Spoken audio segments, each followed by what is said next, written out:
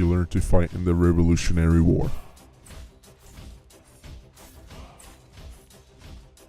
He led the American army to the most surprising victory in its history.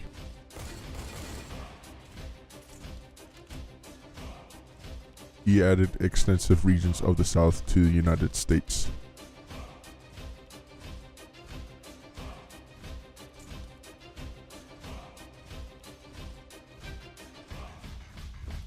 He was the founder of the Democratic Party. His name is Andrew Jackson.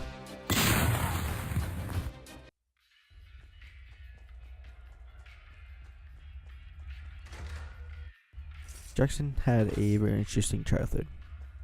Born on March 15, 1767, in Waxhaws, mother Elizabeth Hutchison Jackson, and father Andrew Jackson, and two older brothers, Hugs and Robert.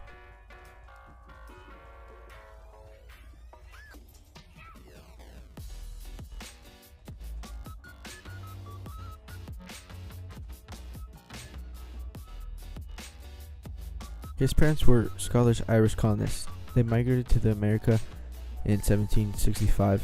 Father died in February 1767, 3 weeks before Andrew was born.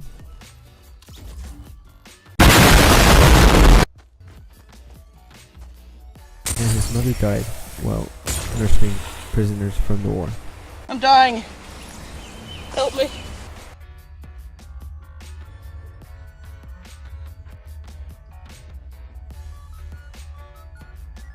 His early education for private tutors and attended the local schools before studying law.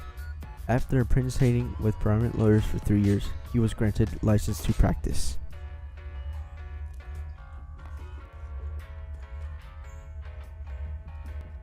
And his career begins. In 1797, he was elected as a delegate to the Tennessee Constitutional Convention. In 1797, he was elected U.S. Senator as a Democratic Republican, but he resigned within a year. He was also appointed commander of the Tennessee Militia. He served in the War of 1812, and his troops defeated the British in the New Orleans under his leadership.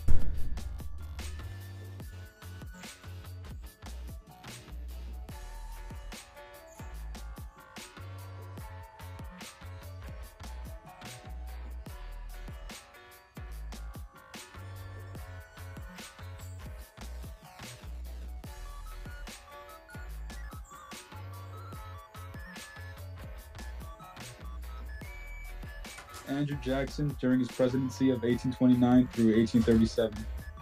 Throughout his presidency, he had more trust in his friends called the kitchen cabinet rather than his actual administration advice.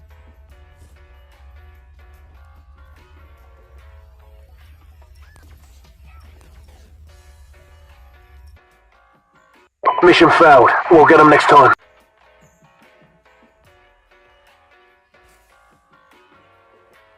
During his presidency, he had three major events. The first event being the nullification crisis. It was the biggest crisis of Jackson's presidency, started by South Carolina opposition to the tariff leveled in 1828 and 1832 by Jackson's supporters. Nullifiers thought that a state could nullify a federal law within its own borders, if it so desired. When South Carolina, led by John C. Calhoun, announced its intentions to nullify the tariff in the fall of 1832, it touched off what almost developed into a civil war as Jackson massed military resources on its state's borders. Finally resolved in the spring of 1833 when South Carolina agreed to a new fair tariff passed by Congress. The second event being the Bank War in 1833. It was the political struggle that developed over the issue of rechartering the Second Bank of the United States during the presidency of Andrew Jackson. The affair resulted in the destruction of the bank and its replacement by various state banks. I feel good. I knew I would not.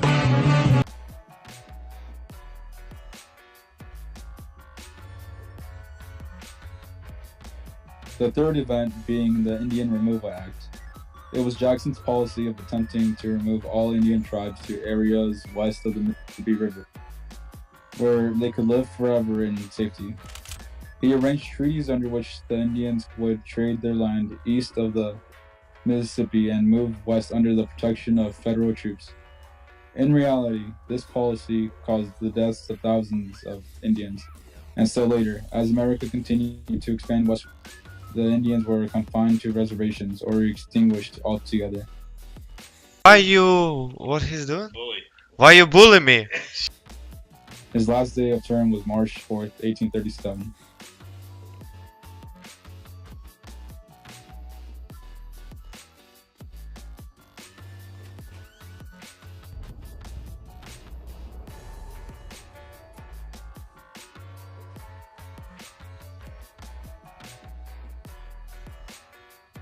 Andrew Jackson after his presidency and legacy. Andrew Jackson had a controversial legacy because of the way he saw the presidency. He changed it by saying that the president represented the people instead of the legislature. People saw him as a good president at the time because he represented the common white man, and people liked that about him. He was also a good and successful general and had the support of the people.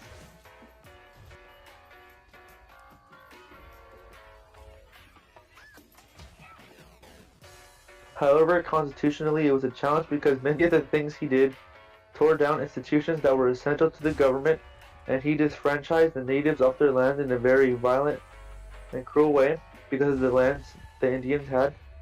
However, he was not the best president because he did what he wanted and he didn't really go by the American principles.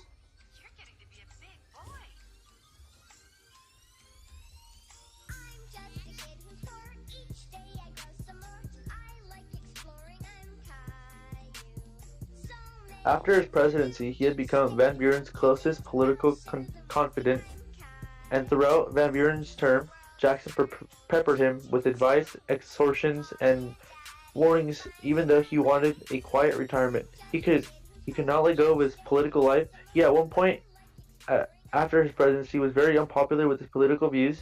Then gradually, the weight of age and illness bore down on Jackson, that at one point, your boy, Andrew Jackson, died at the Hermitage on June 8, 1845, surrounded by his family and friends.